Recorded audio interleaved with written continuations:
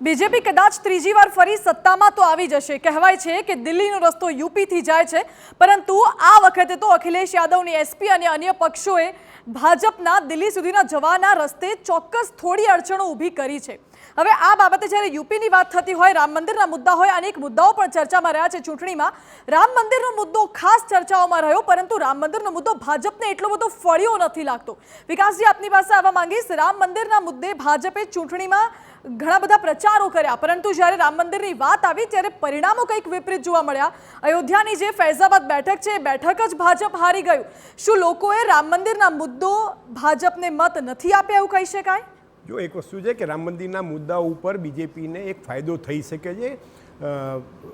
તમે એવી વાત કરો કે એકલા ઉત્તર પ્રદેશમાં જ નહીં પણ હિન્દી ભાષી રાજ્યોમાં પણ રામ મંદિરના મુદ્દાનો તમને ફાયદો થઈ શકે। બીજેપીની એક ધારણા હતી અને અત્યાર સુધી એનો એક ફાયદો થયો પણ છે। પણ જ્યારે બીજેપીને એક એવું લાગવા માંડ્યું કે રામ મંદિરની કોઈ લહેર નથી, અથવા તો ઉત્તર પ્રદેશ જ નહીં પણ દેશના બીજા બધા રાજ્યોમાં પણ રામ મંદિરના કારણે બીજેપીનો કોઈ ફાયદો નથી થતો, એટલે વખતો વખત બીજેપીએ ટ્રેક બદલવાનું શરૂ કર્યું હતું ને એમણે બદલ્યો પણ હતો। હું રામ મંદિરના મુદ્દાની વાત કરું તો 1992માં 6ઠી ડિસેમ્બરે જ્યારે બાબરી મસ્જિદ પડી અને એ વખતે કલ્યાણસિંહની સરકાર હતી ને એના 3 મહિના પછી જ નવેસરથી ચૂંટણી થઈ હતી, એ વખતે પણ બીજેપી ફરીથી સત્તામાં નહોતી આવી। એટલે હું સ્પષ્ટપણે એવું માનું છું કે રામ મંદિરનો મુદ્દો ઉત્તર પ્રદેશના લોકો માટે ક્યારેય ઇમ્પોર્ટન્ટ નહોતો। ઉત્તર પ્રદેશના લોકો છે એ રિયલ સેન્સમાં વાઇસ છે, ત્યાં નુક્કડ ઉપર પણ રાજનીતિની ચર્ચા થતી હોય છે, ત્યાં કાસ્ટ કોમ્બિનેશન એટલું બધું સ્ટ્રોંગ છે, સોશિયલ એન્જિનિયરિંગ એટલું બધું સ્ટ્રોંગ છે, જેને બીજેપી આ વખતે સમજવામાં થાપ ખાઈ ગઈ હતી। તમને યાદ હોય તો જ્યારે માયાવતી ચીફ મિનિસ્ટર હતી એ વખતે એણે એક સોશિયલ એન્જિનિયરિંગ ઊભું કરી અને ઉત્તર પ્રદેશમાં બે વખત એણે સરકાર બનાવી હતી। 2014 અને 2019માં પણ બીજેપીને એનો ફાયદો મળ્યો હતો। એનું રીઝન એ હતું કે કાસ્ટ કોમ્બિનેશન અથવા તો જે તે વિસ્તારના ઉમેદવારો અથવા તો જાતિગત સમીકરણોને બીજેપી સમજી હતી, પણ એક પ્રકારે બે વખત સત્તામાં આવ્યા પછી યોગી આદિત્યનાથ પોતે મુખ્યપ્રધાન હોવાના કારણે એક એનું એનાલિસિસ કરવામાં કદાચ બીજેપી થાપ ખાઈ ગઈ હોય। સાથે સાથે લોકલ ઇસ્યુઝ છે, ઉત્તર પ્રદેશના ત્યાંના લોકલ ઇસ્યુઝ છે, ત્યાંના ખેડૂતોની સમસ્યા છે, એને પણ બીજેપી સમજવામાં થાપ ખાઈ ગઈ હોય, એના કારણે ઉત્તર પ્રદેશનું પરિણામ આ પ્રકારે આવ્યું છે। જી, ચોક્કસ એવું કહી શકાય, કારણ કે ન ફક્ત ઉત્તર પ્રદેશ પરંતુ દેશભરમાં જ્યાં જ્યાં બીજેપીની અપેક્ષા હતી કે સારી બેઠકો મળશે, જીતી જઈશું, ત્યાં ભાજપને ફટકો લાગ્યો છે।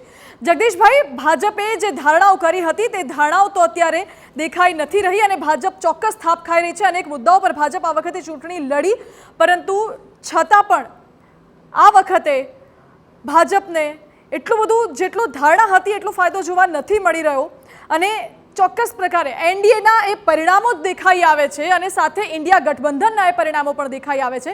જયેશ, આપનું શું માનવું છે આ બાબતે? બિલકુલ, આ તમામ બાબતો એવી હતી કે જેને લઈને અનુમાન ઘણા થયા, પરંતુ એ અનુમાન ચાલ્યા નહીં। આખરે રામજીને કરેલા દંડવત પણ ફળ્યા નહીં। પણ જયરાજસિંહજી, આ જ એક મુદ્દો છે કે જાતિ આધારિત ગણના, એક એવો મુદ્દો આખરે લાવવામાં આવ્યો અને તેને લઈને રાજનીતિમાં અને ચૂંટણી પ્રચારમાં ઘણો બધો ફેરફાર થયો। પણ યુપીની રાજનીતિમાં આ જાતિ આધારિત ગણનાનો મુદ્દો આખરે એ સમજવામાં બીજેપી ક્યાં ચૂક કરી ગયું? જયરાજસિંહજી। ના, બીજેપી કોઈ ચૂક નથી કરી। હું બહુ સમજવા જેવી આપણે વાત કરી કે પહેલાં તો શરૂઆત વાત કરું કે આ સોશિયલ જસ્ટિસની વાત છે। જાતિ જનગણના એટલે ultimately it's a social justice. આ સામાજિક ન્યાયની વાત બંધારણમાં પણ છે, કોંગ્રેસના સમયમાં પણ હતી, ભારતીય જનતા પાર્ટીના સમયમાં એમના એમ જ છે।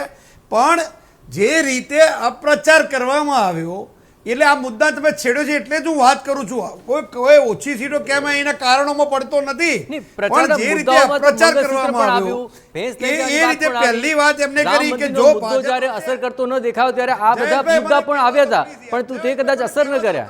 પ્રશ્ન પૂછ્યો તો જવાબ સાંભળો। આપ જે કહી રહ્યા છો એમાં હું એટલે ઉમેરણ કરી રહ્યો છું કે તમે જે મુદ્દો બતાવી રહ્યા છો એની સાપેક્ષમાં ઘણા બધા મુદ્દા પણ બીજેપીએ મૂક્યા હતા।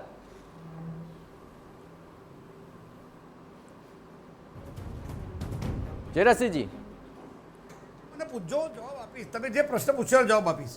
સૌથી પહેલા એમને એવું કહ્યું કે આ છેલ્લી ચૂંટણી છે, હવે પછી ચૂંટણી થવાની નથી। જિનપિંગની જેમ ચીનમાં જેમ ચૂંટણી થતી નથી એમ હવે આ છેલ્લી ચૂંટણી છે, લોકશાહીનું સંપૂર્ણ વસ્ત્રાણ થઈ જવાનું છે, ચૂંટણી થવાની નથી। પહેલો મુદ્દો આ લીધો, એના પછી બીજો બંધારણ બદલી દેશે અને પછી ચૂંટણી નહીં કરે એમ કરીને આ મુદ્દો એમને બીજો પ્રવેશ કર્યો. એટલું નહીં, ઉત્તર ભારત દક્ષિણ ભારત વહેંચવાની પણ વાત કરી છે. જો તમે ભારતીય જનતા પાર્ટીના મુદ્દાની વાત કરતા હોય તો એમને પણ મુદ્દાઓમાં મહત્ત્વના મુદ્દાઓ એવા કયા જે આખા ફેડરલ સ્ટ્રક્ચર ઉપર ઘા કરે, આ દેશના સંઘીય ઢાંચા ઉપર ની વાત ના કરો. એટલા માટે હું તમને કહું છું, પ્રચાર અપ્રચાર તો રાજનીતિમાં તો ચૂંટણીમાં ચાલતો રહે, પણ હું એવું કહું છું કે મોદી ગેરંટીથી આપણે શરૂઆત કરી હતી અને પછી મંગળસૂત્ર લઈ જશે, તમારી ભેંસ ચોરાઈ જશે, મુજરા જેવા શબ્દોના પ્રયોગ પણ બીજેપીના નેતાઓએ કર્યા. એટલે ટ્રેક ઉપર કોંગ્રેસ ઉતરી હોય એવું નથી, બીજેપી પણ ઉતરી છે. મૂળભૂત વાત આપણે ડેવલપમેન્ટની વાત હતી, સબકા સાથ સબકા વિકાસની વાત હતી. ચૂંટણીનું સ્તર એકલા કોંગ્રેસે નહીં પણ બીજેપી પણ નીચે લઈ ગઈ છે. જે જરાસીજી આપનું રિએક્શન ચોક્કસ ઈચ્છીશ આ બાબતે. ના ના ના, હું મારી વાત વિકાસભાઈ, હું જે કહેવા વાત એટલે હજુ અર્ધમાં જ આવ્યો છું કે ચૂંટણીના મેદાનમાં એકલી વિકાસની રાજનીતિ, એકલી ગેરંટી, એકલી મેનિફેસ્ટો, તમારા સંકલ્પ પત્રો એવું નહીં. તમે જે ડિલિવર કર્યું છે 5 વર્ષ સુધી એ ડિલિવરી પહોંચી શકે નહીં એની પણ વાત હોય, અને ભવિષ્યમાં આવશો તો હવે પછીના 5 વર્ષમાં તમે શું કરવાના છો બિલકુલ, એ આખરે એની પણ વાત છે. જનતા સુધી એટલે પહોંચાડ્યું છે, એના પર ખૂબ બંનેનો મોટા મોટા સમન્વય દાવા કર્યા હતા, પણ એ પણ નથી ચાલ્યા. આ જ્યારે પરિણામોએ સ્પષ્ટ કર્યું છે. મુદ્દે પણ આવું અજયભાઈ આપણી સાથે જોડાઈ ચૂક્યા છે. અજયભાઈ, આ તમામ બાબતોને લઈને ઘણી બધી હવે ચર્ચાઓ થઈ રહી છે. પરિણામો આવી ગયા, હવે સમીકરણો રચવાનો એક સમય છે અને ઘણી બધી આશંકાઓ પણ છે કે આખરે એનડીએ સાથે સરકાર રચાશે કે કેમ, પીએમનો ચહેરો કોણ હશે, એ તમામ મુદ્દે પણ આપણી પાસે આવું. પણ એ પહેલા આખરે તમામ કાર્યકર્તાઓ એકજૂટ થઈ રહ્યા છે અને પીએમ આવે અને તમામને સંબોધે, તેને લઈને પણ આખરે આ મહત્વપૂર્ણ અપડેટ સામે આવી રહી છે, જ્યાં ભાજપ કાર્યાલય ભાજપના મોટા નેતાઓ પહોંચી રહ્યા છે અને સાથ આ કાર્યક્રમ અત્યંત મહત્વપૂર્ણ બની રહેશે, કારણ કે અમિત શાહ ભાજપ કાર્યાલય પહોંચ્યા છે, પીએમ નરેન્દ્ર મોદી પહોંચ્યા, આજના સંબોધનમાં તેના શબ્દો શું હશે તેની પર સૌ કોઈની નજર મંડાયેલી છે. પણ થોડી વારમાં પીએમ નરેન્દ્ર મોદી પણ ત્યાં ભાજપ કાર્યાલય પહોંચશે. અજયભાઈ, આપની પાસે આવી રહ્યો છું. આ તમામ સમીકરણોની અંદર સમીકરણ શું રચાશે? શું પીએમનો ચહેરો બદલાઈ શકે? આખરે ઇન્ડિયા ગઠબંધન માટે આપ શું શક્યતાઓ જોઈ રહ્યા છો? અજયભાઈ, હું નથી માનતો કે પીએમનો ચહેરો બદલાય અને નરેન્દ્ર મોદી સહેલાઈથી મેદાન છોડીને જાય. એ એમણે પોતે સ્પષ્ટ કર્યું છે કે એ દેશની સેવા કરવા માંગે છે. અને હવે તો છેલ્લા ઇન્ટરવ્યૂમાં એમણે એવું પણ કહ્યું છે કે હું બાયોલોજિકલ નથી, પરમાત્માએ મને એક વિશેષ કામ માટે મોકલ્યો છે. એટલે પરમાત્માએ જે કામ માટે મોકલ્યું છે એ કામ એ અધૂરું છોડીને જાય એવા છે નહીં. એમણે વૈરાગ્ય આવે છે પણ એ માત્ર કન્યાકુમારી પૂરતો જ આવે છે. એ દિલ્હી પણ એમને કંઈ વૈરાગ્ય આવે ને એ સત્તા છોડે અને નૈતિકતાના ધોરણે રાજીનામું આપવાની ઓફર કરે અને અમિતભાઈને કહે કે તમે સંભાળો કે રાજનાથને કે નીતિન ગડકરીને, એવું આપણે બહુ માની લેવાનું કારણ નથી. વડાપ્રધાન પદનો ચહેરો નરેન્દ્ર મોદી જ રહેશે અને politics is an art of possibility. એટલે મને એવું લાગે છે કે હવે નીતિશ કુમાર અને નાયડુને પડ્યું પાનું નિભાવી લેશે, કારણ કે હવે છે ને કિંગ મેકર તો આ બે જ રહેશે, કારણ કે આ બે એવા પલટુરામ છે કે જે ભૂતકાળમાં પણ પલટી મારી ચૂક્યા છે અને વાજપેયી સરકારમાં પણ રહી ચૂક્યા છે. એટલે એમની શરતોને આધીન આ સરકાર ચાલશે, કારણ કે ભાજપને પોતાની તાકાત પર તો સરકાર રચવાની સત્તા મળી નથી. એટલે એ બેના સહારે ચાલશે. અને કોંગ્રેસ પાર્ટી આજે એવું કહ્યું છે ચાલુ, એ પણ અત્યાર સુધી તેમને ક્યારે અનુભવ મળ્યો નથી. એ અનુભવ સાથે હવે તેમને ચાલવું પડશે. એટલે એ તો મેં તમને કહ્યું ને કે પોલિટિક્સ જે છે એ આર્ટ ઓફ પોસિબિલિટી છે. એટલે એ સંભાવનાના આધારે એ સરકાર ચલાવશે. પણ હું નથી માનતો કે મોદી સાહેબ એવી અપેક્ષા પણ ના રાખવી જોઈએ કે એવું કહે કે ભાઈ મારા કારણે કે મારા નેતૃત્વના કારણે પરાજય થયો છે. એ પરાજયના કારણો શોધી કાઢશે. પણ હું નથી માનતો કે એવું કહે કે ચલો નૈતિકતાના કારણે હું રાજીનામું આપી દઉં અને હવે બીજા કોઈને ભારતીય જનતા પાર્ટી મારા અનુગામી શોધે. એ કે 75 વર્ષ થઈ જશે તો હું રિટાયરમેન્ટ લઈ લઉં. હું નહીં માનતો કે એવું કંઈ કરશે વડાપ્રધાન. એ દેશની સેવા કરવા ઈચ્છે છે અને દેશની સેવા કરવા માટે એ વડાપ્રધાન પદની જવાબદારી વહેંઢારશે જ. ચલો, અને ઇન્ડિયા ગઠબંધનને લઈને હવે ઘણી બધી શક્યતાઓ શરૂ થઈ ચૂકી છે. સમીકરણો શું રચાશે, બેઠકમાં આખરે શું નિર્ણય લેવાશે અને સામે પક્ષે તડજોડ કરવાને લઈને આખરે ઇન્ડિયા ગઠબંધનને લઈને કેટલી પોસિબિલિટીઝ આપ જોઈ રહ્યા છો? જો શરદ પવાર એક્શનમાં આવી જ ગયા છે. શરદ પવારે નીતિશ કુમારને, ચંદ્રાબાબુ નાયડુને, નવીન પટનાયકને હાલ તો તેઓ કહી રહ્યા છે કે અમારા તરફથી આવો કોઈ પ્રયત્ન નથી થયો, પણ પ્રયત્ન થવાની કેટલી શક્યતાઓ? જો પ્રયત્ન થાય તો કોઈ ટીવી ચેનલને કોઈ કહેવાનું નથી અને પ્રયત્નો બંને બાજુએ થતા જ રહે છે. અને બીજું કે આ ચંદ્રાબાબુ નાયડુ અને નીતિશ કુમાર તો એવા પલટુરામ છે કે અગાઉ યુપીએ સરકારમાં રહીને ચૂંટણી લડ્યા હતા અને પછી વાજપેયીની સરકારમાં જતા રહ્યા હતા. અને નીતિશ કુમારનો ટ્રેક રેકોર્ડ તો કેવો છે કે એ કોંગ્રેસ અને ભાજપ બંનેને દગો દઈ ચૂક્યા છે. એટલે નીતિશ કુમાર ગમે ત્યારે દગો દઈ દે એમાં કોઈ નવાઈ પામવા જેવું નથી. આવતીકાલે આ બંને મહાનુભાવો ડેપ્યુટી પ્રાઇમ મિનિસ્ટરની પોઝિશન માંગશે. હોમ મિનિસ્ટ્રી માંગશે, ફાઇનાન્સ મિનિસ્ટ્રી માંગશે, ડિફેન્સ માંગશે. તમે શું કરશો? એમનું બાર્ગેનિંગ તો હવે થશે જ, કારણ કે એકની પાસે 16 બેઠક છે, બીજાની પાસે 15 બેઠકો છે. બિલકુલ નરેન્દ્રભાઈ, આપની પાસે આવી રહ્યો છો. આ મુદ્દે પણ આપણે એક ચર્ચા રહી ગઈ બાકી કે આખરે ઇન્ડિયા ગઠબંધન હવે આટલી બેઠકો તો છે, બેઠક આપની થવાની છે, પરંતુ સરકાર સુધી પહોંચવાની પણ ચોક્કસપણે તેમાં ઉઠકપઠક હશે. શક્યતાઓ આપ શું જોઈ રહ્યા છો? આમાં તમે અજયભાઈએ કહ્યું એ પ્રમાણે અત્યારે કોઈ પણ શક્યતા નકારી શકાય તેમ નથી. અમારી પાર્ટીની બેઠકનું હાઈકમાન્ડ કાલે અને એનડીએની ઇન્ડિયાની જે બેઠક મળશે એની અંદર નિર્ણય લેવાશે. પરંતુ સ્પષ્ટ રીતે હું કહેવા માંગુ છું કે ભારતીય જનતા પાર્ટી આ વખતે બહુમત 272 મેળવી શકી નથી. એટલે નરેન્દ્ર મોદી હવે મેળવી શક્યા નથી એ વાત હકીકત છે. એ બાબતમાં એ શું કહેશે, કાં તો એ પોતે નૈતિકતાના ધોરણે સ્વીકારશે કે રાજીનામું આપશે, એ વાત પછીની છે. વાત મુદ્દાની એ છે કે 32 બેઠકો ભારતીય જનતા પાર્ટી બહુમતથી દૂર છે.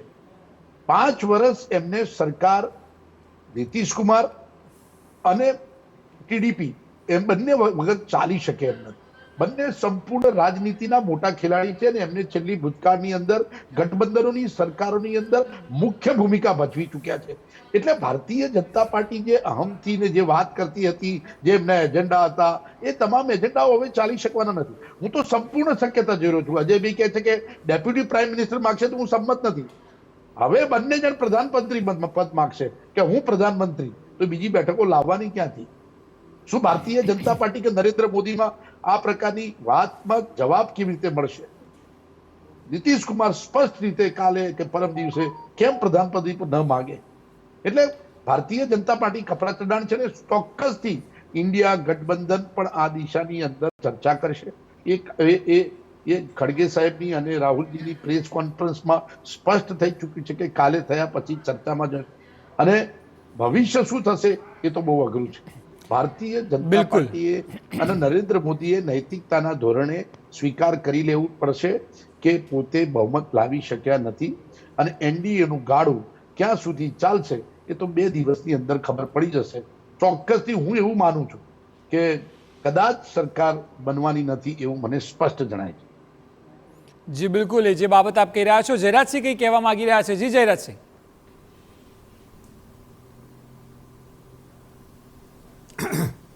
જયેશભાઈ, 2-3 વાત મારી વાત ધ્યાનથી સાંભળજો, એટલે બધાને મારી આ વાત, આ મુદ્દો ચાલે છે. એટલે પહેલી વાત તો યુપીએ 1માં 2004માં 128થી સરકાર સરસ રીતે ચાલી શકે એને તમે ધારણામાં માની લો છો. પછી 211 બીજી વાર યુપીએ 2માં 2009માં 200, અત્યારે તો 243 છે ભારતીય જનતા પાર્ટીની, સમજો. પણ 225થી 223થી પણ સરકાર બની શકે, સારી રીતે ચાલી શકે. જયેશભાઈ, આપની એક વાતમાં થોડો ઉમેરો કરું છું કે આપે કહ્યું કે ગઠબંધનનો અનુભવ ભાજપનો નથી. ના, એવું નથી. 13 દિવસ 13 મહિના અને 5 વર્ષ 98થી 2004 નરેન્દ્ર મોદી ભારતીય જનતા પાર્ટીને ગઠબંધન બહુ સારી રીતે સુપેરે ચલાવ્યું જ છે. સમજો, ચલાવ્યું જ છે. એટલે ભારતીય જનતા પાર્ટી ગઠબંધનનો અનુભવ નથી એવું નથી. હા, 2 વખત બહુમતી મળી છતાં ગઠબંધનની સાથે જ રહેલા છીએ. હવે મુદ્દો એ કે તમે હમણાં અજયભાઈ કહેતા હતા, મારા પરમ મિત્ર, મારા ભાઈ છે, કે મોદી સાહેબ નૈતિકતાની જવાબદારી સ્વીકારી અંદર રાજીનામું આપે. શેના માટે આપે ભાઈ? 243 ભારતીય જનતા પાર્ટીની અને સ્પષ્ટ રીતે 291 કે 92 બેઠકો અત્યારે થઈ રહી છે એનડીએની. એનાથી 293 હોય અને પછી ઓછું હોય તો 100% સ્વીકારીએ. મને નવાઈ લાગે છે કે આપણે ચર્ચા શેના માટે કરીએ છીએ? ના, ચર્ચા જયરાજભાઈ એટલા માટે કરીએ છીએ કારણ કે 400 પારની વાતો કરવામાં આવી, ગુજરાતમાં 5 લાખથી જીતીશું વાત કરવામાં આવી, અને નરેન્દ્ર મોદીનો ચહેરો કાફી છે, આવી અનેક વાતો કરી એટલે ચર્ચા છે. બાકી તો જીત આપની, આપને મુબારક છે, પરંતુ આપનો પ્રચાર તો જુઓ કઈ રીતે થઈ રહ્યો હતો. મારી વાત, અરે અજયભાઈ, અમે 1 કરોડની વાત કરીએ પણ તમે વાસ્તવિકતા તો અમે આગળ જ છીએ ને ભાઈ. જયરાજભાઈ 243 કે 245 બેઠકો સાથે સરકાર ના રચી શકાય એમાં કોઈ વાત નથી, અથવા તો એનો કોઈ વિરોધ પણ નથી. હું તમને કહું કે ભૂતકાળમાં ચૌધરી ચરણસિંહ વખતે અથવા તો ચંદ્રશેખર વખતે અથવા તો હું તમને કહું કે વીપીસી વખતે આટલી બધી બેઠકો નહોતી, ઇવન 2009માં પણ તમે કહો છો એ રીતે નહોતી. મૂળભૂત વાત અક્ષયનો સવાલ એટલો જ છે કે સ્વતંત્ર રીતે કોઈ વ્યક્તિ, કોઈ વડાપ્રધાન, કોઈ સરકાર કામ કરવા માટે ટેવાયેલી હોય અને એવા વખતે એને ગમતા અથવા તો અણગમતા લોકો સાથે અથવા તો પક્ષો સાથે કામ કરવું પડે તો એ વખતે તમે મુક્ત રીતે કામ કરી શકો કે નહીં? ના ચાલે. તમારી અપેક્ષા પ્રમાણે જનતા વર્ડિક્ટ ના આપે. અરે એ પોતાની અપેક્ષા નથી કર્યા. જયરાજભાઈ સુધી કદાચ એ મુદ્દો નથી જઈ રહ્યો. એનીવેઝ કઈ વાંધો નહીં. વિકાસભાઈ, હું આપને સવાલ કરવા માંગુ છું કે જે વાત જો 400 પારથી શરૂ થઈ હતી કે 400 પાર આવશે, ત્યારબાદ ગુજરાતમાં 5 લાખની લીડની વાત કરવામાં આવી હતી, ત્યારે ભારતીય જનતા પાર્ટીએ આ અપેક્ષા તો નહીં જ રાખી હોય. કારણ કે જુઓ કે ઉત્તર પ્રદેશ જેવા રાજ્ય અને બંગાળ જેવા રાજ્ય જ્યાંથી સરસાઈ મેળવવાની વાત તેઓ કરી રહ્યા હતા, એ બધી જ જગ્યાએ નુકસાન છે. વિકાસભાઈ, ના અક્ષય, વાત સાચી છે. જો અજયભાઈએ કહ્યું એમ રાજનીતિ છે તો મને નવાઈ લાગે છે. હજી તમે બંને મારા અંગત મિત્રો છો, 30 વર્ષથી મારા જૂના જાણીતા મિત્રો છો. મને નવાઈ લાગે છે કે અમે 543 અપેક્ષા રાખીએ યાર વિકાસભાઈ. એની સામે જનતાની અદાલતમાં અમે 291 પર છીએ અને 243 પછી સાથી પક્ષો છે. સવાલ ખાલી એટલો છે, અક્ષયનો સવાલ ખાલી એટલો છે.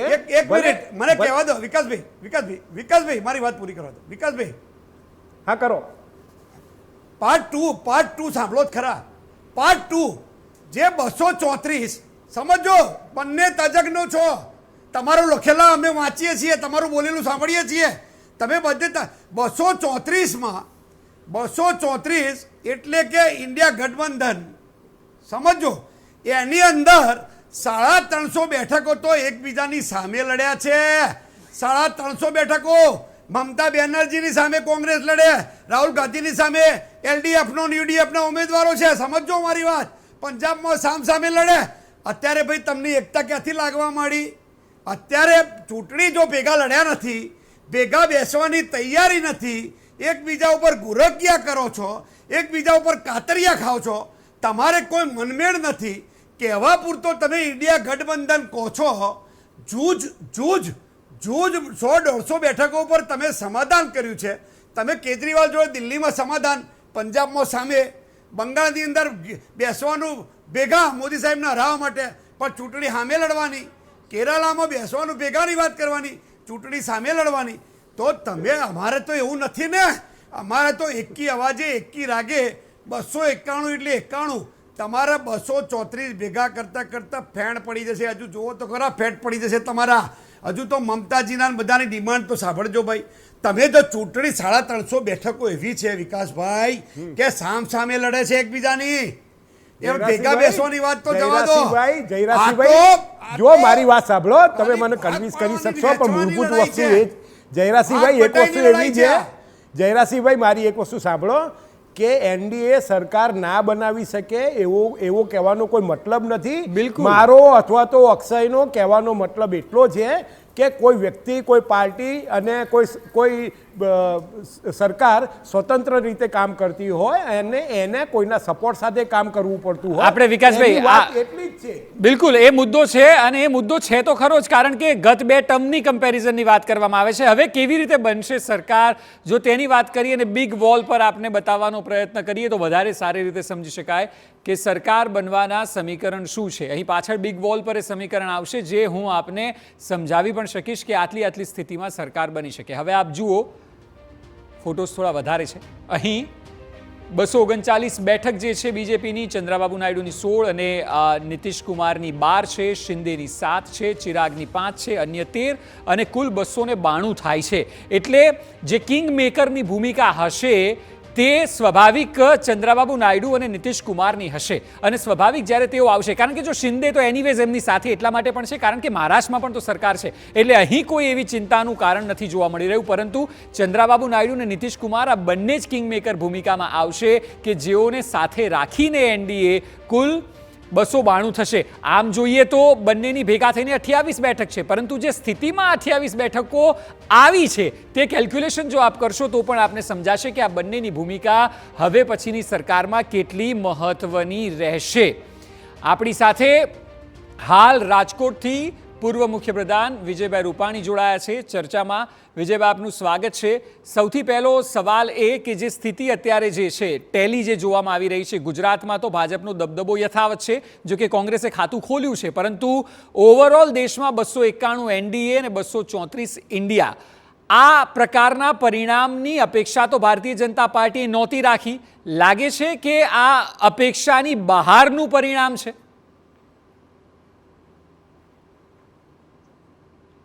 આ અપેક્ષાની બહારનું પરિણામ છે. આ અમે કોઈ ધારણા રાખી જ નહોતી. તો આગળ જ્યારે સરકાર, અમે નહીં, દેશની જનતાએ પણ આવી ધારણા નહોતી રાખી. જી બિલકુલ. તો પછી હવે જ્યારે ગઠબંધનની સરકાર બનશે, છેલ્લી 2 ટર્મથી જુઓ તો સ્પષ્ટ બહુમતની સરકાર, અને 2019માં તો 300 પાર ભાજપે કરી હતી. આપને લાગે છે કે હવે લોકોને સાચવવા પડશે, અને ત્યાં ભૂતકાળમાં પણ જે પ્રકારે ગઠબંધનમાં ડખા જોયા છે, ચંદ્રબાબુ નાયડુ અને નીતિશ કુમાર જે કોઈ પણ સમયે પક્ષ બદલી શકે છે, એમને સાચવીને રાખવા પણ એક પડકાર હશે? પણ હું એમ માનું છું કે અત્યારના જે પ્રવાહી સ્થિતિમાં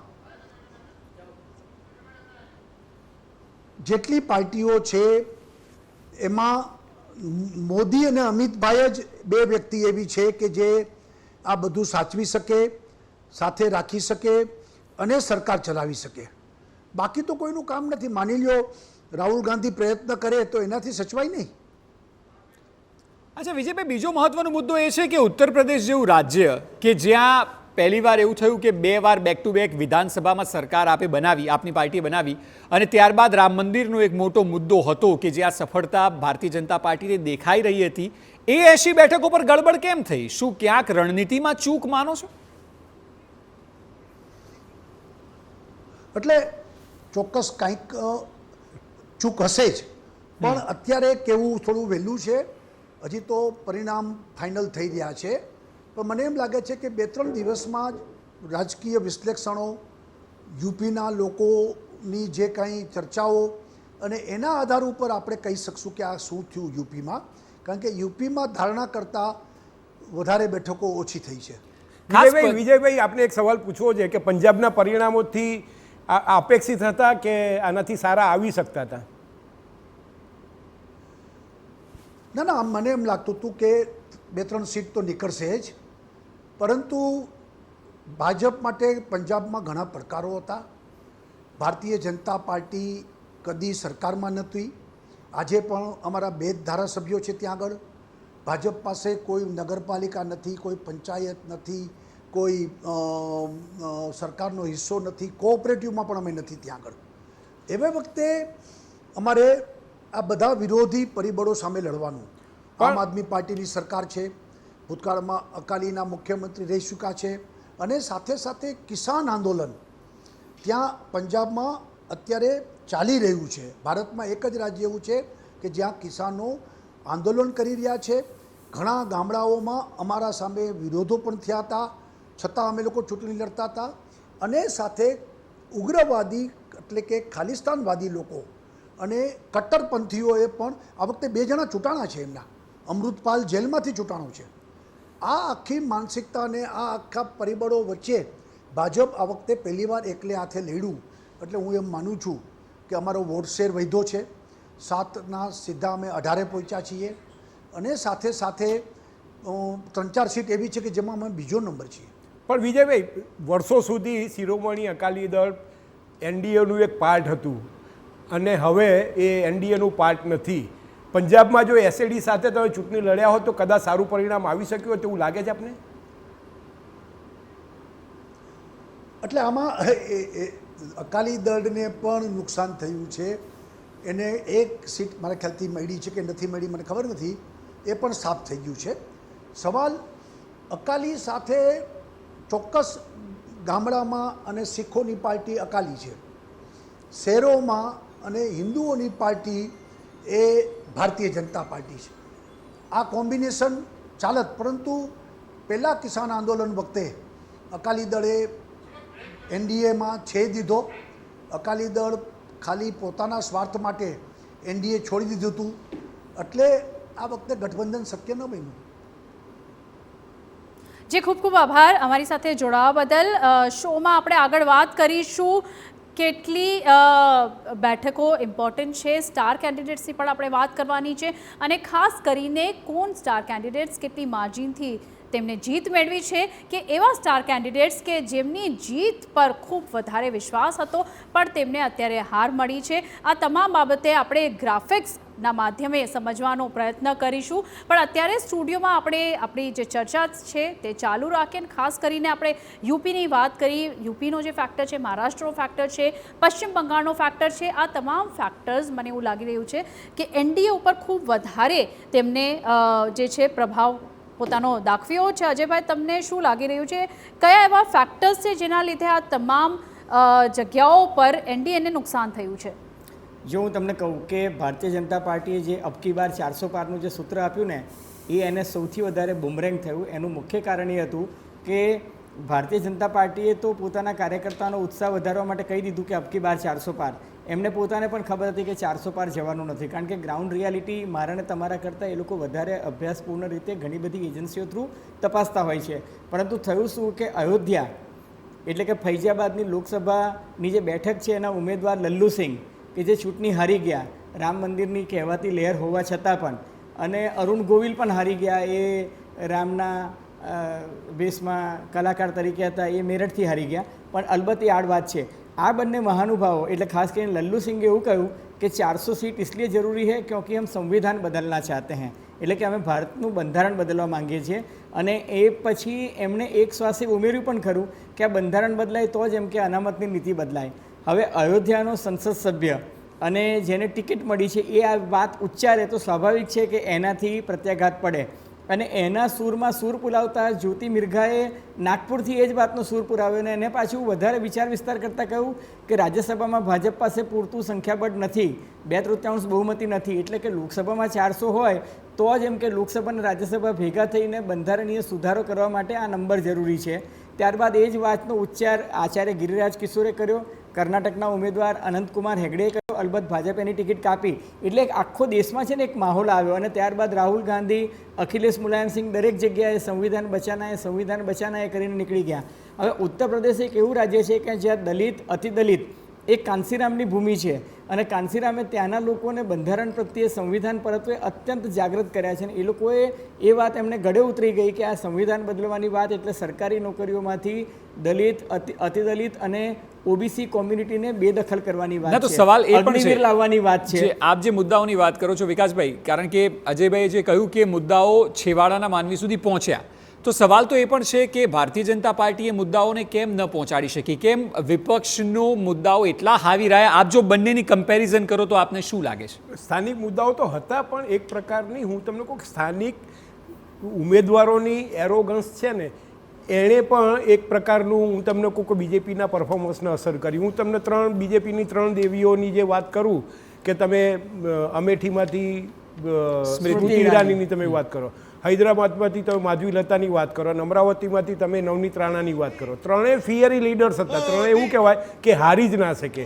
ગઈ વખતે એ રાહુલ ગાંધી સામે 70-80 હજાર વોટથી એ જીત્યા હતા. આ વખતે 1.25 લાખથી હાર્યા. પણ ત્રણેયની વાણીના આપને અહીં અટકાવવા માંગીશ. વડાપ્રધાન મોદી અત્યારે જે લાઈવ દ્રશ્યો છે એ ભારતીય જનતા પાર્ટીના કાર્યાલય ખાતે પહોંચ્યા છે. ત્યાં કાર્યકર્તાઓ મોટી સંખ્યામાં ઉપસ્થિત છે. તેમના સ્વાગત માટે ત્યાં અમિત શાહ અને રાજનાથસિંહ પણ ઉપસ્થિત છે. પીએમ મોદી હમણાં જ ઓફિસમાં એન્ટર કર્યા છે. આપ જોઈ શકો છો મોટી સંખ્યામાં સમર્થકો છે. એનડીએ ત્રીજી વાર સરકાર બનાવવા જઈ રહ્યું છે. આંકડા 291 છે, બહુમતીથી 272થી 19 સીટ વધારે. અને એ સ્થિતિમાં પીએમનું સ્વાગત પણ કરવામાં આવી રહ્યું છે ભારતીય જનતા પાર્ટીના કાર્યાલયમાં. આ પહેલાં તેઓ એકાદ કલાક પહેલાં ટ્વીટ પણ કર્યું હતું અને ત્યાં તેઓએ જનતાનો આભાર માન્યો હતો અને કહ્યું હતું કે આ ઐતિહાસિક જીત છે કે જ્યાં એનડીએ ફરી એકવાર સરકાર બનાવવા જઈ રહી છે. આપ જુઓ ઢોલ નગારા સાથે ત્યાં સ્વાગત કરવામાં આવી રહ્યું છે. કાર્યકર્તાઓમાં પણ ઉત્સાહ છે. એટલે પીએમ મોદી ત્રીજી વાર શપથ લેશે તો નહેરુનો રેકોર્ડ બરાબર કરશે કે જ્યાં ત્રીજી વાર તેઓ વડાપ્રધાન બનશે. 291 બેઠકો છે. અહીં જેમ અગાઉ આપને જણાવ્યું તે મુજબ નીતિશ કુમાર અને ચંદ્રાબાબુ નાયડુ કિંગ મેકર સાબિત થશે, કારણ કે બંનેની ભેગી થઈને 26 જેટલી સીટો થાય છે. અહીં તમે અક્ષય જે કહ્યું કે king maker Nitish Kumar king મેકરની ભૂમિકામાં અને ચંદ્રબાબુ નાયડુ છે, નીતિશ કુમાર નું આપણે પાસ્ટના તમામ રેકોર્ડ્સ જોઈએ તો ગઈ ફેરે તેમને જ ઇન્ડિયા ગઠબંધનની નીંવ રાખવામાં મદદ કરી હતી અને છેલ્લી ઘડીએ તે એનડીએમાં આવી ગયા હતા. આની પહેલાં પણ 2015ની વાત કરીએ કે 2017ની વાત કરીએ, પક્ષ પલટો તેમને એન્ડ ટાઈમે કરેલો જ છે. આ વખતે તમને એવું લાગે છે અજયભાઈ, આપને એવું લાગે છે કે આ વખતે નીતિશ કુમાર ફરી કંઈ પક્ષ પલટા જેવી વસ્તુ કરે? કારણ કે અત્યારે બી આંકડાઓનું ગણિત તમને લાગે છે સેટ બેસશે? આંકડાઓનું ગણિત તમે જુઓ તો 16 બેઠકો ચંદ્રબાબુ નાયડુ પાસે છે અને 15 બેઠકો નીતિશ કુમાર પાસે છે. એટલે નીતિશ કુમાર ગોબાચાડી ન કરે તો જ નવાઈ. અને એવું કહેવાય છે કે ગઈકાલે એ પટનાથી ફ્લાય કરીને દિલ્હી આવ્યા હતા અને એ રાહુલ ગાંધી અને ઇન્ડિયા ગઠબંધનના નેતાઓને કર્ટસી કોલ મળવા જવા માંગતા હતા. અલબત્ત એરપોર્ટથી હાઈજેક થઈને સીધા પ્રાઇમ મિનિસ્ટર હાઉસ પહોંચી ગયા. પણ એવું તો ચોક્કસ લાગે છે કે એ બંને બાજુ દૂધમાં અને દહીંમાં પોતાનો પગ રાખવા માંગે છે અને નીતિશ કુમારની મહત્વાકાંક્ષા દેશના વડાપ્રધાન બનવાની છે. જો તમને યાદ હોય તો ઇન્ડિયા ગઠબંધનનો પાયો નાખવામાં નીતિશ કુમાર અને ચંદ્રબાબુ નાયડુ આ બંનેની મુખ્ય ભૂમિકા હતી. નીતિશ કુમાર ત્યારે બિહારના મુખ્યમંત્રી હતા પણ તેજસ્વી લાલુ યાદવ સાથે હતા અને ચંદ્રબાબુ નાયડુ છે એ તો ઈડી સીબીઆઈથી પીડિત હતા, એટલા માટે ઇન્ડિયા ગઠબંધનમાં આવ્યા હતા. પછી ભાજપ સાથે સમાધાન થઈ ગયું અને જેલમાંથી એમને મુક્તિ પણ મળી ગઈ અને એ પછી ભાજપ સાથે ગઠબંધન કરીને અત્યારે સરકાર પણ બનાવી રહ્યા છે. વિધાનસભામાં પણ એમને બહુમતી મળી છે અને લોકસભામાં પણ એમને 16 બેઠક મળી છે. એટલે આ બંને નેતાઓ હવે કેન્દ્રમાં પોતાની સત્તામાં ભાગ બટાઈ માંગશે ને માંગશે જ. ના, એટલે સવાલ એમના સુપુત્રને અજયભાઈની એક વાત સાથે આગળ વધારું છું કે આપણે મોટી રીતે જોઈએ છે કે નીતિશની પાસે 15 કે 16 છે અને સાથે સાથે ચંદ્રબાબુ નાયડુ પાસે છે એટલે 30 બેઠકોનું જોયું. પણ આપણે હમણાં વોલ ઉપર જોયું કે 16 અધર છે ને, સૌથી મોટામાં મોટો દુખાવો એ બીજેપી માટે 16ને સાચવવાનો છે. દરેક લોકો બુટી માગશે, દરેક લોકો સરકારમાં ભાગ માગશે. અત્યાર સુધી તમે તમારી મિનિસ્ટ્રી તમારી ઈચ્છા મુજબ સ્થાપી એટલે તો પછી સવાલ એ છે, આપણી સાથે વિજયભાઈ જોડાયેલા છે. તો વિજયભાઈ, આપને એ જ સવાલ કે જે અજયભાઈ અને વિકાસભાઈ પૂછી રહ્યા છે કે આવનારા સમયમાં આ જેવું દેખાય છે એટલું સરળ પિક્ચર નહીં હોય, કારણ કે જે અન્ય છે 15 થી 16 તે પણ બની શકે કે અલગ અલગ પોતાની માંગ રાખે. પાછલી 2 ટર્મમાં આની આદત નથી રહી ભાજપને. નહીં, આમાં 291 એનડીએ છે, બરોબર? જી, 292. હવે 291માં માની લો અમારું એમને 291 સાથે રહે તો સરકાર અમે આરામથી ચલાવી શકશું, કારણ કે 272 સરકાર ચલાવવા માટે જોઈએ. 291 એટલે 19 સીટ અમારી પાસે વધારે હોય, અમારી સરકાર ચાલે. 16 તો એથી ઉપર છે. 16માંથી 8-10 લોકો પાછા આવે તો એ 291 વાળું 300 થઈ જાય. મારું કહેવાનો મતલબ સમજ સમજ્યા?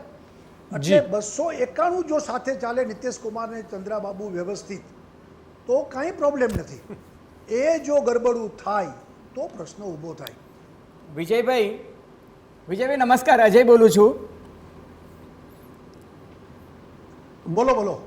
કહું છું પણ આ ગરબડ કરે એવા તો પલટુરામાં 2 જ છે. નીતિશ કુમારે પલટી ભૂતકાળમાં કેટલી મારી છે એનો અનુભવ ભાજપના નેતાઓથી વધારે કોઈને ના હોઈ શકે. અને ચંદ્રબાબુ નાયડુએ તો અટલ બિહારી વાજપેયીના ટાઈમમાં પલટીઓ મારી હતી. એટલે અટલ બિહારી વાજપેયીજીના ટાઈમમાં ચંદ્રબાબુ નાયડુ અને રામવિલાસ પાસવાન આ 2 નેતાઓ એવું કહેવાતા હતા કે એ બંને વેધર કુટકુટ કહેવાતા હતા, પવન કુટકુટ. પવનની દિશા જોઈને પોતાનો શર્ટ બદલી નાખતા હતા. એટલે સરકાર ગમે તેની હોય, આ મહાનુભાવો એ સરકારમાં ભાગીદારી કરતા હતા. એટલે આ લોકો આવતીકાલે એવા મલાઈદાર ખાતા માંગે સરકારમાં અને એમની નીતિ રીતિ જોઈને કદાચ વડાપ્રધાન નરેન્દ્ર મોદીની જે નીતિ રીતિ છે એની સાથે સંમત ન પણ થાય. અને આ બંનેની ભેગા થઈને જ 31 બેઠકો છે. એટલે 292માંથી 31 બાદ કરો તો તમે 260 પર આવી જાઓ તો સરકાર સત્તા બિલકુલ ગુમાવી દે, કારણ કે 272ના મેજિક ફિગરથી તમે ઓછા થઈ જાઓ. એ જ વાત છે વિજયભાઈ કે તમે જે 2 જણ સરખા ચાલે તો વાંધો ના આવે, એ જે કહી રહ્યા છો તેનો જ પ્રશ્ન એ પૂછી રહ્યા છે કે આ 2 ના ચાલ્યા તો એટલે ન ચાલે તો પ્રોબ્લેમ છે જ. સવાલ એ છે કે હું એટલા માટે મને આમ ચિંતા ઓછી છે કે એ 2 જણા જે રીતે એક પીઢ રાજકારણીઓ તરીકે ગમે તે કરે એવી શક્યતા તમે લોકો જોઈ રહ્યા છો. એની સામે અમિતભાઈ અને નરેન્દ્રભાઈ પણ કોઈ કાચી ગોળી ખાધી નથી. એ પણ બધું સંભાળી લેશે અને પ્રોપરલી સરકાર ચલાવશે. કારણ કે જે રીતે અત્યારે કાર્યાલય ઉપર અને એ પહેલાં એમને જે ટ્વીટ કર્યું અને કાર્યાલય ઉપર કાર્યક્રમ થઈ રહ્યો છે એનો મતલબ એક કોન્ફિડન્ટ છે. સાથે વિજયભાઈ, જે રીતે ભાજપને નુકસાન થયું છે, એનડીએને નુકસાન થયું છે, યુપી, મહારાષ્ટ્ર, બિહાર, આ તમામ બેલ્ટની, વેસ્ટ બેંગોલની વાત કરીએ, ગુજરાતની ખાસ કરીને વાત કરીએ તો આ વખતે ભાજપની હેટ્રિક થવાથી કોંગ્રેસના ગેનીબેનને રોકી દીધી છે. ખાસ કરીને છેલ્લા 2 ટર્મથી તમામ 26 બેઠકો પર જીત મેળવી હતી ભાજપે. આ વખત હેટ્રિક થવાથી રોકાઈ ગઈ છે અને સાથે જ આ વખત જે વધુ એક વસ્તુ હતી કે 5 લાખની માર્જિનથી જીત મેળવવાની તમામ બેઠકો પર કે 10 લાખની માર્જિનથી જીત મેળવવાની, એ વસ્તુ પણ ક્યાંક ને ક્યાંક એવું લાગે છે કે ખૂબ વધારે ઓવર એસ્ટિમેટ કરવામાં આવી હતી. એટલે એકચ્યુઅલી ગુજરાતમાં ચૂંટણીના આગલા 15-20 દિવસ જે સક્રિય આંદોલન અને જે બધા પ્રશ્નો ઊભા થયા એને કારણે થોડું ડિસ્ટર્બ થયું આપણું. પરંતુ ગુજરાતનો મતદાર એ મતદાનમાં સાબિત કરી આપ્યું, કારણ કે ભારતીય જનતા પાર્ટીના જે 25 લોકો છે એને ભારે બહુમતીથી એમને ચૂંટાવ્યા છે. માત્ર અમે પાટણમાં ઓછા માર્જિનથી ચૂંટણી જીતા છીએ, બાકી બધી અમારી 1 લાખ, 2 લાખ, 3 લાખ, 4 લાખ, 5 લાખથી ઉપર છે અમારું. ગેનીબેન પણ 30,000 મતે ચૂંટાણા છે, બહુ ઓછા માર્જિનથી ચૂંટાણા છે. અમારી હેટ્રિક એમ કહેવાય ને સરકી ગઈ, નહીતર એ પણ અમે જીતી જાત બનાસકાંઠા પર.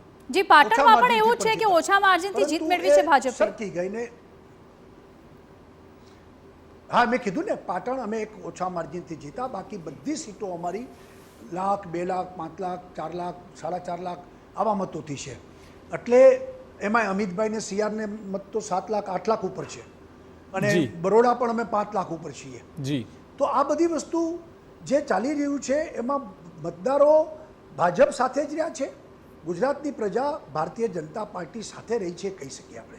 ક્યાંક વિજયભાઈ એવું લાગે છે કે કેન્દ્રમાં પણ જે આપે શરૂઆતમાં પહેલા જ સવાલના જવાબમાં કહ્યું કે અપેક્ષા મુજબનું પરિણામ ન આવ્યું, અને જેમ અહીંયા પણ એક બેઠક બનાસકાંઠા તો બનાસકાંઠા પણ એક બેઠક ગઈ છે ભાજપના હાથમાંથી, તો ક્યાંક રણનીતિમાં ક્યાંક બદલાવની જરૂર છે કે અપ્રોચ બદલવાની, કે મુદ્દા ક્યાંક ને ક્યાંક તો ચૂક રહી છે જનતાને સમજવામાં? એટલે આમાં ચૂંટણીમાં તો victory has many father, defeat has none. એટલે હવે જે એક સીટ અમે હાર્યા છીએ એમાં ક્યાંક ચૂક રહી છે, હકીકત છે. અમે લોકો હજી બધા વિશ્લેષણો કરીને ચોક્કસ કારણો પર આવીશું અને ભવિષ્યમાં ધ્યાન રાખીશું.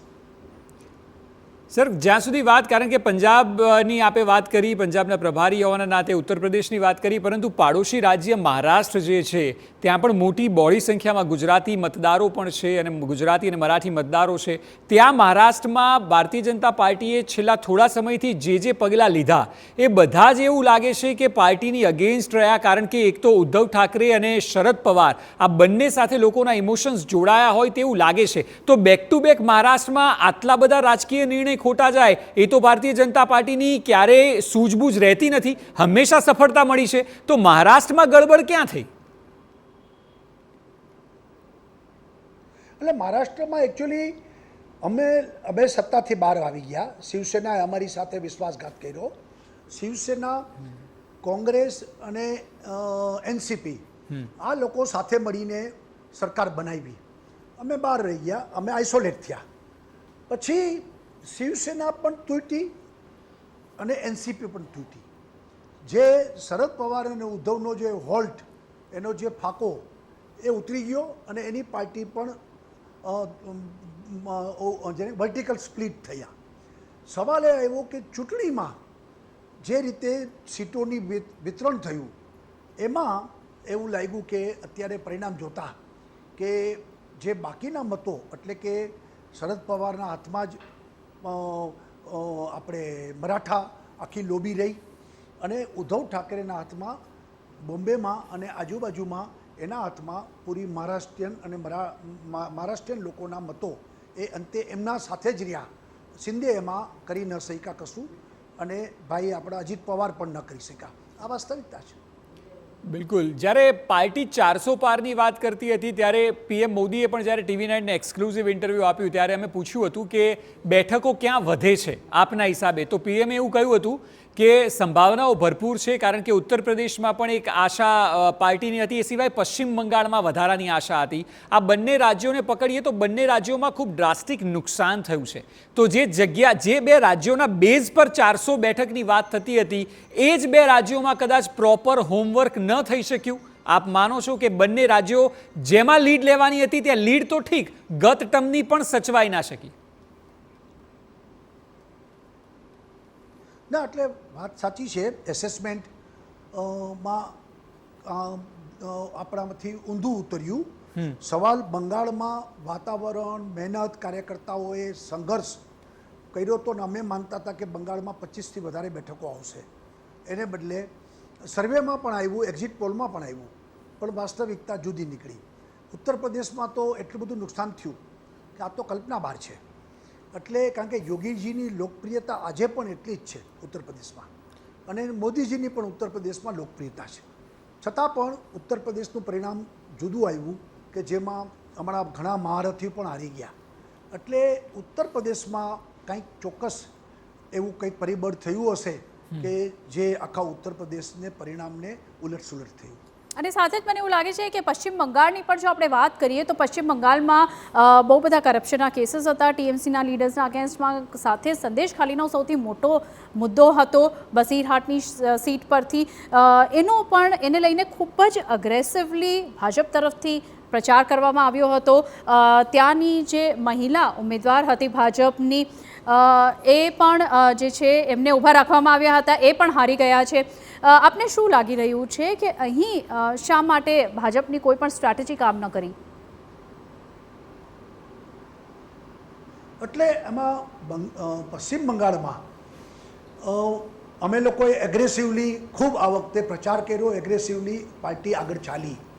પરંતુ ત્યાં આગળ જે કહે કે મમતાજીની જે પકડ છે અને ગ્રાસ રૂટથી માંડીને ઉપર એની જે દાદાગીરી છે, ભાજપના અનેક કાર્યકર્તાઓના ત્યાં આગળ મૃત્યુ પણ થયા છે, અનેક કાર્યકર્તાઓના મકાનો પણ સળગાવી દીધા છે. આ બધી વસ્તુ ત્યાં બંગાળમાં વાસ્તવિકતા છે.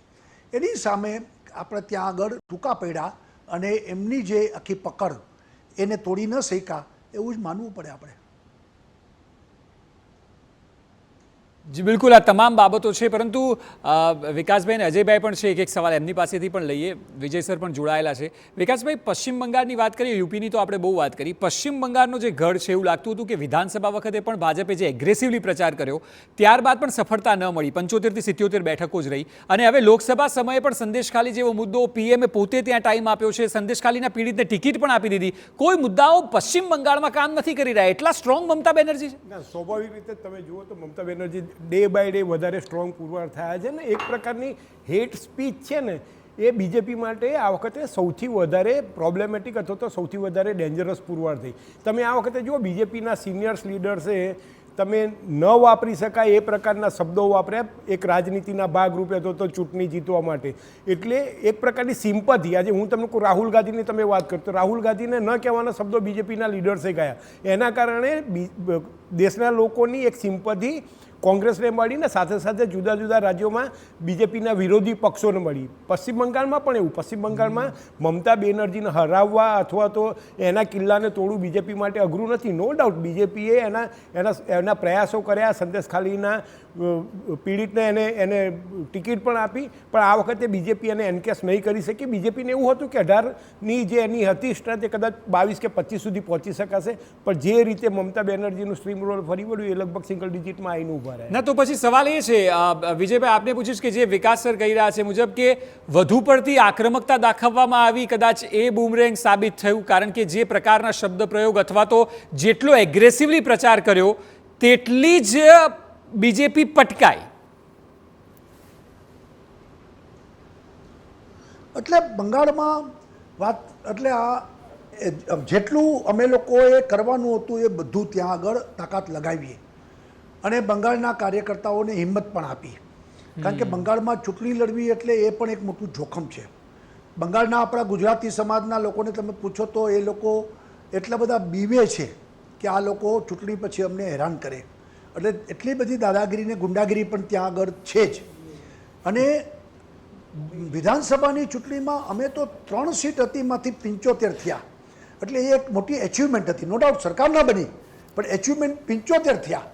મમતા બેનર્જીએ CPI, CPM, કોંગ્રેસ આ બધા કેડરોને ખતમ કરીને પોતાની સાથે ભેળવી દીધીને બંગાળમાં એક સર્વોપરી રીતે એને શાસન ચલાવ્યું છે, અને એમાં ગુંડાગીરી પણ એટલી જ ચલાવી છે.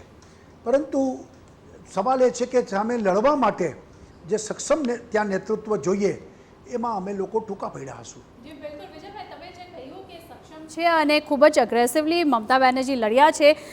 એક ડરની પણ છે, તમે વાત કીધી છે ત્યાંના ગુજરાતી સમાજમાં ડર છે, તો હું આપને જણાવી દઉં, થોડા સમય પહેલાં ભાજપે સૌરવ ગાંગુલીને અપ્રોચ પણ કર્યો હતો, પણ સૌરવ ગાંગુલી પૂરી રીતે તૈયાર પણ હતા, પણ છેલ્લી ઘડીએ તેમને બેક ઓફ કરી નાખ્યું, કારણ કે એમને ખબર હતી કે ક્યાંક ને ક્યાંક માફિયા રાજ કે ગુંડા રાજ કહીએ એ વસ્તુ અત્યારે વિજયભાઈ તમે પોતે પણ કહી રહ્યા છો, આ વસ્તુ તો બેંગોલમાં પહેલેથી જ છે. અને સાથે જ આપણે વાત કરીએ મમતા બેનર્જી શા માટે આટલા સ્ટ્રોંગ છે, તો એના પણ હું દાખલા તમને દઈ દઉં. મેં વેસ્ટ બેંગોલમાં પણ એક્સટેન્સિવલી ચૂંટણી પણ કવર કરેલી છે, અને સાથે જ સિંગુર અને નંદીગ્રામ મેસેકર જ્યારે થયું હતું ત્યારે પણ હું ત્યાં ફિલ્ડ પર હતી, અને મેં જે રીતે જોઈ રહ્યું છે, વામ સરકાર જ્યારે હતી, વામપંથી સરકાર 30 વર્ષથી ઉપર ત્યાં વામપંથી સરકાર હતી, જ્યોતિ બસુ જ્યારે ચીફ મિનિસ્ટર હતા ત્યારે રાઇટર્સ બિલ્ડિંગ જે ત્યાંનું સચિવાલય છે કોલકાતામાં, ત્યાંથી મમતા બેનર્જીને વાડથી ઢસડીને ત્યાંથી બહાર લઈ ગયા હતા. વામપંથીના તમામ નેતાઓ, ત્યાંના મિનિસ્ટર્સ લોકો, મલ્ટિપલ ફ્રેક્ચર્સ આવ્યા હતા, પણ ત્યારે પણ મમતા બેનર્જીએ હાર નથી માની.